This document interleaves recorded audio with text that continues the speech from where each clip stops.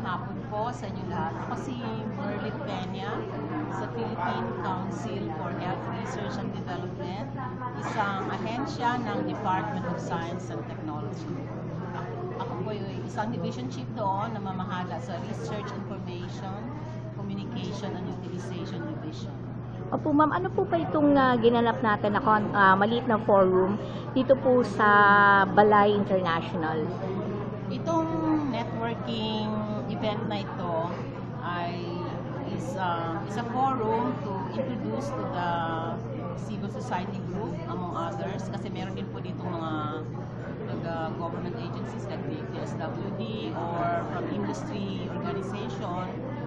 This is to introduce to them what will happen in the Global Forum for Research and Innovation for Health ngayong 24 hanggang 27 ng August sa PICC.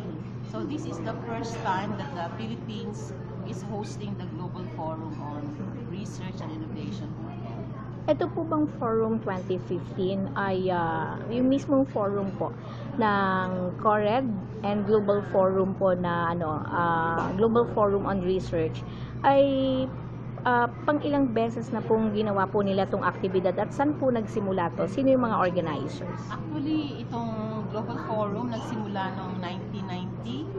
Actually, doon ito sa Geneva nagsimula. Tapos, every other year, lumalabas siya sa Geneva. Actually, yearly siya nung mga taon na yon. Then, noong 2011, nag-merge po yung CORED, which is the Council on Health Research for Development, an international NGO, with the Global Forum on Health Research. Kaya ang tawag po natin ngayon, CORED, Global Forum on Research and Innovation for Health. So, yung nag-merge na po yung dalawang organisasyon, the first forum was held in South Africa, sa Cape Town in 2012. So, pagkatapos ng 2012, dito na sa Pilipinas. Kailan po ba gaganapin po itong Forum 2015 po? At saan po siya gaganap? Naka-schedule po ito sa August 24 to 27 sa PICC. Pero bago po yung 24, meron din tayong pre-forum event, Sabado at Linggo, August 22-23, para po sa mga kabataan na nasa field ng research. Okay. Saan po nyo gaganapin itong pre-forum? Doon din sa PICC. Doon din po sa PICC. Sabado at Linggo. Ano po ba ang inaasahan po natin na mangyayari o kabutihan po na maidudulot po nito? Of course, hindi lang sa sambayan ng Pilipino, but of course sa bayan na rin. Unang-una po, this is an opportunity para sa atin para makihalubilo, to network with the experts from all over the world na nananaliksik about health research para sa pangkalahatan. We also expect na magkakaroon tayo ng collaboration, research collaboration on pressing health concerns. Tapos pagkatapos din po nito, hopefully yung mga ideas na nakuha natin sa ating interaction ay magiging konkreto mga action or solusyon sa mga health problems na meron tayo sa mundo, na meron tayo dito sa Pilipinas, pero yung maririnig naman nila sa atin, pwede rin nilang gamitin sa kanilang bansa. Pag sinabi po nating health concern po, ito po ay kinapapalooban ng ano-ano pong mga issues o bagay? Actually, yung mga health concerns, pag sinabi natin, tinitingnan natin kung ano yung mga the top 10 causes of mortality and morbidity na nililista palagi ng ating Department of Health.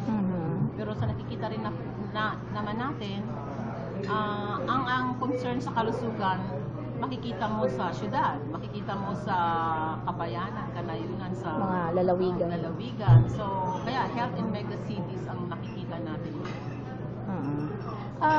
Ito po bang Forum 2015, kanino po nakipag-ugnayan ang mismong nagbuo nito? At sino po in particular sa ahensya po ng gobyerno natin ang nakikipag-collaborate po o nakikipagtulungan? Yung CORED, Global Forum on Research and Innovation for Health. So, ang pinaka-holder po nung kung sabihin natin, franchise, is the CORED, an international NGO based in Geneva. So, the Participants Council on Health Research for Development, CORED. Okay. So, dito sa Pilipinas, ang nakipag-ugnayan talaga yung Department of Science and Technology. Oh, okay. So, bali, pero dito po ba sa gagawing forum natin, sa 24 po ba? 24 to 27 August. ng August.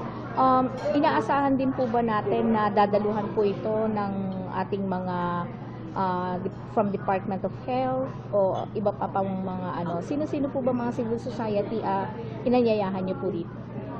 Ito pong Global Forum, malawak po yung parang base na gusto nating maging present sa event na ito. So, meron tayo sa government sector na pangunahan ng DOST at saka Department of Health, yung Commission on Higher Education, yung the universities, the public and private universities.